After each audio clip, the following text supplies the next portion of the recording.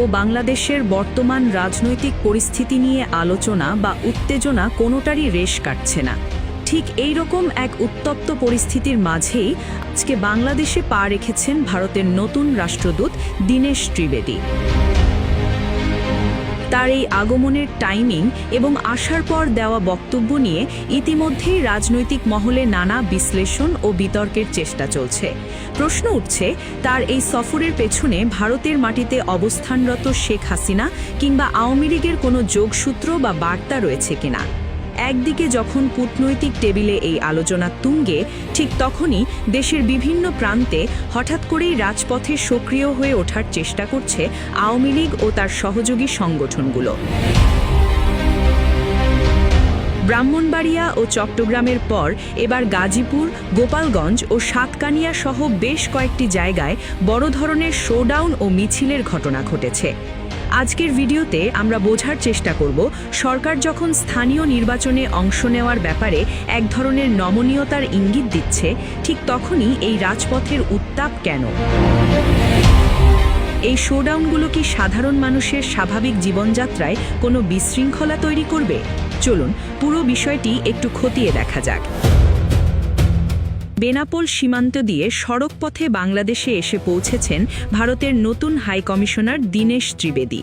দায়িত্ব নেওয়ার পরপরই তিনি দুই দেশের মানুষের পারস্পরিক সম্পর্ক ও সহযোগিতার ওপর জোর দিয়েছেন। তবে রাজনৈতিক বিশ্লেষকদের বড় একটি অংশের নজর এখন তার আগমনের টাইমিংয়ের দিকে। ভারতে শেখ হাসিনার অবস্থান এবং দেশের ভেতরে আওয়ামী লীগের হঠাৎ চাঙ্গা হওয়ার চেষ্টার পেছনে কোনো অদৃশ্য বার্তা রয়েছে কিনা তা নিয়ে পর্দার আড়ালে নানা সমীকরণ মেলানো হচ্ছে। খবরের কাগজের শিরোনামগুলোর দিকে তাকালে দেখা যায়, সবচেয়ে বড় শোডাউনটি হয়েছে গাজীপুরের শ্রীপুরে। সেখানে সাবেক প্রধানমন্ত্রী শেখ হাসিনার কারামুক্তি দিবস উপলক্ষে যুবলীগের ব্যানার ও ফেস্টুন নিয়ে একটি বড় ঝটিকা মিছিল ও পথসভা অনুষ্ঠিত হয়। মিছিল থেকে ডাইরেক্ট অ্যাকশন ও শেখ হাসিনার ফেরার পক্ষে বেশ উত্তপ্ত স্লোগান দেওয়া হয়। পথসভায় যুবলীগ নেতা সজীব বলেন, গ্রেপ্তার বা ফাঁসির কাষ্ঠে গেলেও তারা আপোষহীন থাকবেন। উদ্বেগের বিষয় হল, পুলিশের গোয়েন্দা রিপোর্টে আগেই সতর্ক করা হয়েছিল যে 11ই জুনের কারামুক্তি দিবস এবং 23শে জুনের আওয়ামী লীগের প্রতিষ্ঠাবার্ষিকীকে কেন্দ্র করে দলটির নেতাকর্মীরা মাঠে উত্তেজনা তৈরির চেষ্টা করতে পারে। গাজীপুরের ঘটনা যেন সেই রিপোর্টেরই প্রতিফলন। চট্টগ্রামের সাতকানিয়ায় নিষিদ্ধ ঘোষিত ছাত্রলীগের ব্যানারে চট্টগ্রাম কক্সবাজার মহাসড়কের পাশে একটি বিক্ষোভ মিছিল করা হয়। মিছিলের ভিডিও তারা নিজেরাই সোশ্যাল মিডিয়ায় প্রকাশ করেছে।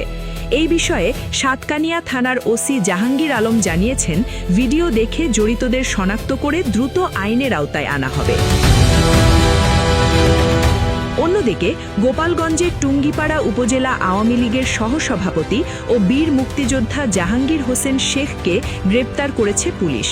ধারণা করা হচ্ছে, দেশব্যাপী এই শোডাউনের চেন যেন গোপালগঞ্জে বড় রূপ না নিতে পারে, সেজন্যই পুলিশ আগেভাগেই এই প্রতিরোধমূলক গ্রেপ্তার অভিযান চালিয়েছে।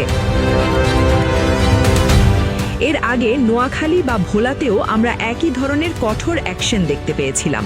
এখন প্রশ্ন হলো, আওয়ামী লীগ যদি এভাবে রাজপথে শক্তি প্রদর্শনের চেষ্টা বাড়ায় আর সরকারও যদি তা দমনে আরও বেশি কঠোর বা এগ্রেসিভ রূপ নেয়, তাহলে মাঠের পরিস্থিতি কতটা অশান্ত হবে। রাজনীতিতে যখনই সংঘাত বা হানাহানি বাড়ে, তার মূল ভুক্তভোগী কিন্তু সাধারণ মানুষ। বড় নেতাদের কোনো ক্ষতি না হলেও সাধারণ মানুষের স্বাভাবিক জীবনযাত্রা, ব্যবসা বাণিজ্য ও জানমালের ক্ষতি হয় সবচেয়ে বেশি।